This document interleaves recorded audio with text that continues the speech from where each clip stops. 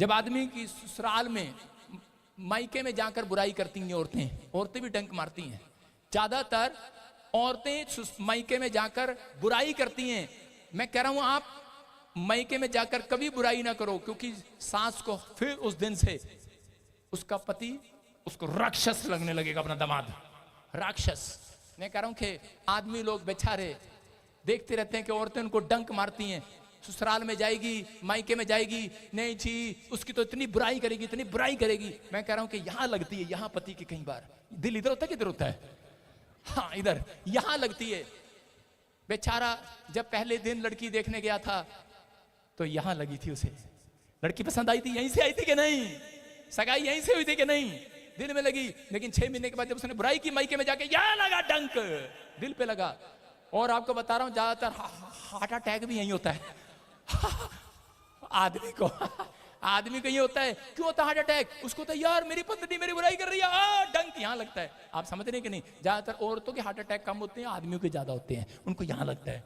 आज से आप डंक मारना बंद करो, हाथ उठाओ, डंक मारना बंद करो। औरतें, आदमी नहीं। बोलो आज से हम अपने पति को डंक नहीं मारेंगी, अपने पति को राक्षस नहीं बनाएंगी। कहां जाएगी? नंगा कर देंगी बुराई कर करके अपने पति को। अरे कई लोग औरतें ये गलतियां करते हैं और फिर चाहते हैं कि मेरा पति मुझे प्रेम करे। प्रेम नहीं करेगा वो, आपको प्रेम नहीं करेगा वो। लेकिन आप जब जिस दिन से बुराई करना बंद करेंगे, परमेश्वर करे, उस दिन से आपका पति आपकी इज्जत करने लगेगा। हालेलुया। आपसे प्रेम करने लगेगा। अशोक की आवाज भी आई, हालेलुया। नहीं मैं शर्मा नहीं। अच्छा, सारे बोलो हालेलुया। आपको इसका मतलब समझ में आया कि नहीं? मैं अपने चर्च में ज्यादातर लोगों को बताता हूं कि आपका चर्च इतना पवित्र नहीं होना चाहिए जितना पवित्र आपका घर होना चाहिए। आपकी समझ में आया? बोलो हालेलुया। आप तैयार हैं कि नहीं अपने घर को पवित्र करने के लिए? क्यों कह रहा हूं?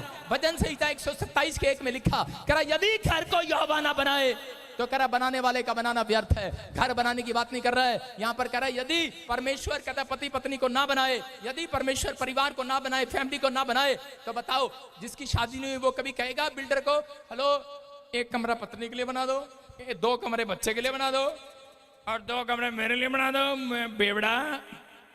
कभी कहेगा वो? कहेगा वो? कभी जिसकी शादी नहीं हुई वो कहेगा? इसलिए परमेश्वर कह रहा है यदि घर को यहोवा ना बनाए तो बनाने वाले का बनाना व्यर्थ है। इसका मतलब परमेश्वर घर बनाने से पहले फैमिली को तैयार करता है। हालेलुया। आपकी फैमिली तैयार हो गई तो चिंता ना करो। अगर आप किराए पे रहते हो, आपको नहीं पता पवित्र आत्मा ने औरतों को आशीष दे रखी है घर बनाने की, आदमियों को नहीं दे रखी। नहीं तो पता ना आपको। एक बार औरतों के ऊपर एक गुण होता है, औरतों के ऊपर गुण होता है, रोज करेंगी, 10 दिन के बाद तंग करेगी अपने आदमी को, 2 महीने के बाद तंग करेगी, 2 साल के बाद करेगी, 4 साल के बाद करेगी, 5 साल के बाद करेगी, इतना सब्र करती है, 16 साल के बाद भी तंग करेगी। अब कब हम अपने घर में जाएंगे? कब हम घर बनाएंगे? कब हम घर बनाएंगे? याद रखना, क्योंकि आदमी लोग तो ऐसे हैं, अगर ये छड़े हो तो ये घर ही ना बनाए, जंगल में बैठे रहे। औरतें इनको पंप मारती रहती पीछे से, बोलती है घर बना लो, घर बना लो, घर बना लो। बनाते ही नहीं है, बेशरम कहीं के। बना लेंगे, इनका जवाब ये होता है बना लेंगे, अगले साल बना लेंगे, चल बना लेंगे। लेकिन औरतें पीछे से लगी रहती हैं, परमेश्वर बना बना। परमेश्वर कहता है मैंने फैमिली बनाई है। कहता है याद रखना यदि घर को यहोवा ना बनाए तो बनाने वाले का बनाना व्यर्थ है। आज लोग अपना घर बनाना चाहते हैं लेकिन परमेश्वर उन्हें बनाने नहीं देता। कारण क्योंकि वो अपनी पत्नी की इज्जत नहीं करता, क्योंकि वो अपने बच्चों के साथ टाइम नहीं बिताता, या पत्नी अपने पति के कहे में नहीं चलती, आवारा घूम रही है। मैं क्या कह रहा हूं, परमेश्वर सुनता है। जब पति पत्नी एक हो जाते हैं उनको मांगना नहीं पड़ता, यहोवा घर बना कर जाता है। हालेलुया। ये भविष्यवाणी आज के बाद आपका घर बनने वाला है। चर्च आपके परिवार में जो खो गया वापिस आने वाला है। आपके परिवार की खोई हुई शांति वापस आएगी आज रात के बाद। आपका आनंद वापस आएगा। आप दोनों के बीच में करा वो आशीष फिर से डबल होगी जो आपने खो दिया है। आप विश्वास करते हैं कि नहीं चर्च? आमीन बोलने वाले तैयार हैं चर्च? आमीन। आपका घर बनेगा। आज से आपका पति शराब में पैसे नहीं उड़ाएगा, फिजूल खर्ची नहीं करेगा। बांध देता हूं उसको यीशु मसीह के नाम में। विश्वास कर रहे कि नहीं? अपने पड़ोसी को बोलो पहले घर का मोल ठीक कर। इतना पवित्र कर दे, इतना पवित्र कर दे कि परमेश्वर मजबूर हो जाए आपका घर बनाने के लिए। आप समझ रहे हैं कि नहीं? परमेश्वर अब तक आपका घर क्यों नहीं बना रहा? अब तक आपका बिजनेस क्यों नहीं बना रहा? अब तक आपके बेटे को सेट क्यों नहीं कर रहा? बच्चे कहता है इतना अपने आप का अपना माहौल ठीक कर लो, अपने स्वभाव का, अपने घर का माहौल ठीक कर लो कि मम्मी आ गई, डैडी आ गई, उनको दिखाने के लिए पढ़ना नहीं है, नहीं तो बैठे रहते हैं बाथरूम में व्हाट्सएप लेकर लड़कियों के साथ बातें करते रहते हैं। कर अपने माहौल ठीक करो। हालेलुया। जब आप अपना माहौल ठीक करेंगे, बच्चे याद रखना, यहोवा ने घर भी बनाया है, एक बड़ी फैक्ट्री का मालिक भी बच्चों को बनाएगा, एक बड़ा इंजीनियर भी बनाएगा, एक बड़ा आईएएस अफसर भी बनाएगा। आपके बच्चे इतिहास रचेंगे, इतिहास रचेंगे। मैं कह रहा हूं कूद कूद कर कामयाब होंगे, कामयाब होंगे।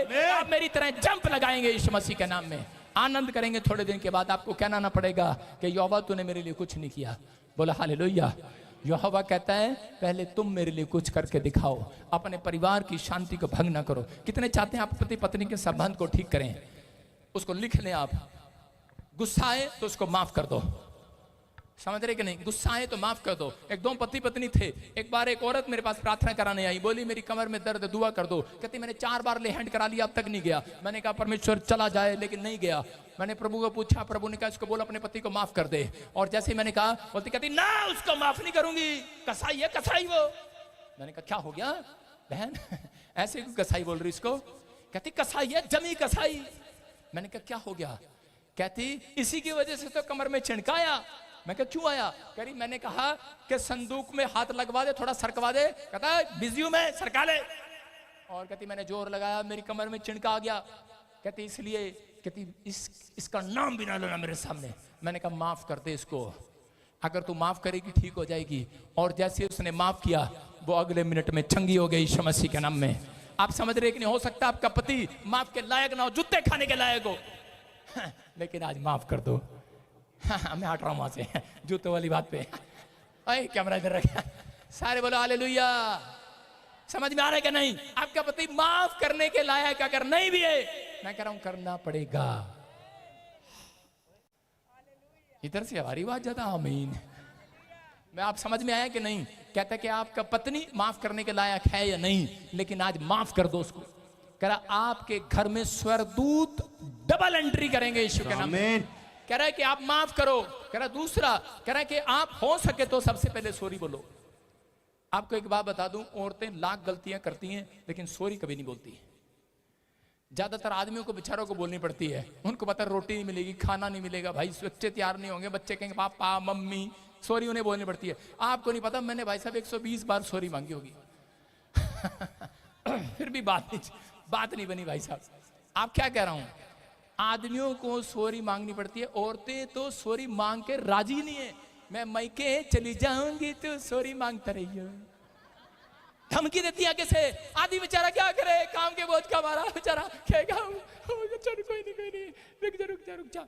हाँ, नहीं तो धमकी देती है। पहले की औरतें बहुत ठीक थी, जो साड़ी में आती थी। आजकल जो हाफ एंड हाफ सूट में आती है, उनका कुछ नहीं पता मुझे। बोलो हालेलुया। वो पहले से धमकी देती है फोन में, अपनी माँ को बुला लूंगी, अपने बाप को बुला लूंगी। अरे मैंने कहा अच्छा तेरा भला हो जाए भाई, किसी को भी बुला ले। लेकिन आप कह रहे हैं अगर आप सॉरी मांगने में पहले शर्माई नहीं, पति हो या पत्नी हो, सबसे पहले सॉरी मांगे, सबसे पहले आपका घर का माहौल परमेश्वर ठीक करने आएगा। आमीन। याद रखना, इन बातों को अपने अंदर लिख लो। कहता है अगर आप सॉरी मांगने के लिए तैयार हैं, मैं कह रहा हूं माहौल ठीक होने वाला चर्च आज। आमीन। तैयार है कि नहीं? अपने पति की कभी भी अपने मायके जाकर बुराई ना करे, राक्षस लगेगा। नहीं तो वो कभी बुराई नहीं, बोलो कभी बुराई नहीं करूंगी। आदमियों के सामने सुनो, पति पत्नी के झगड़े के बीच में कभी भी तीसरा आदमी इन्वॉल्व ना करो सुलझाने के लिए। दोनों जने सुलझाओ बस, तीसरे आदमी को मत बुलाओ। मैंने बुलाया था एक बार मैं क्या कह रहा हूं, बात बिगड़ी गई